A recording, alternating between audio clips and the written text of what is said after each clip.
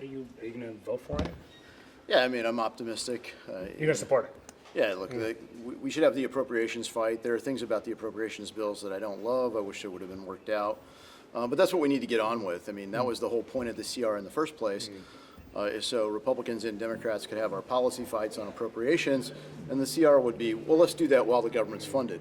So here's a chance to get back at that, and we'll continue to have our discussions about appropriations. Yeah, and are you, I suppose, I'm wondering what else you think about just the way this last month and a half have gone. The Speaker sending the House home since September 19th. Were you okay with that decision? Yeah, I think Speaker Johnson did a great job with this. It was a high price to pay, but frankly, it kept the pressure where it needed to be, which is on the Senate.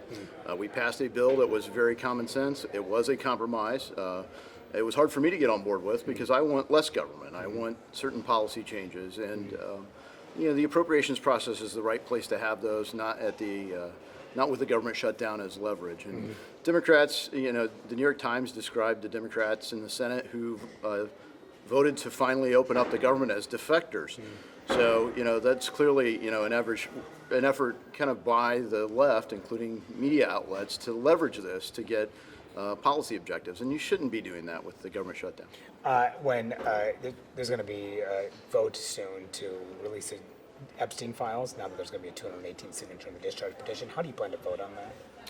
Well, look, I think, we'll see how that comes out. And I felt like the problem, and you and I have talked about this before, isn't whether you have more congressional hearings or more disclosures of more things. It's when is the Attorney General going to bring the cases that need to be brought, not just for justice for the victims, but for accountability. I mean, we want to see trials, and the evidence should come out at trial with prosecutions, convictions, and significant jail time. So are you considering voting for this bill?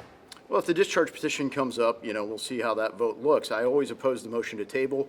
It would be privileged, so it should get a vote. It should get, and there was news today, I don't know if you saw these documents that came out, released by the Oversight Committee. Some of them had mentioned Trump's relationship with Epstein. Does that concern you at all? No, I mean, look, if there was anything that could incriminate Donald Trump, I think everyone that's been after President Trump would have used it long ago. And President Trump was helpful in the prosecution that did take place against Epstein when Acosta was the U.S. Attorney for Southern District of New York. They got a plea deal, and I think, that was part of where Donald Trump and Epstein's relationship broke apart. And so I think, if anything, President Trump's been helpful towards accountability for this, and I think we'll continue to see that. Okay. And you're not signing the discharge petition, just to be clear. Yeah. No, I'm not. But you're open, if the vote comes up on the merits, you would consider whether to vote for it. Right, and I think the other thing is but you haven't made a decision yet. Yeah, well, look, I think the Oversight Committee, I'm going to vote for it if it comes up because... You'll vote for the bill? Yeah, because, look, I think the Oversight Committee has pushed out a lot of disclosures. The administration's done a lot. If you look in the UK, they've tried to do something towards Prince Andrew. I think, when I saw his 60 Minutes interview years ago now, I thought there would be prosecutions then, but of course Merrick Garland chose to do nothing with this. There was no pressure on the Biden administration to do anything. So I find it fascinating that kind of the controlled media outlets are all abuzz about putting pressure on the Trump administration to do this. And this is something that's gone on for 20 years. And so justice is long overdue. There have been plea agreements with a lot of the victims here, and so they've chosen to take the agreements over prosecution in many cases. And so that does make it harder to bring the case.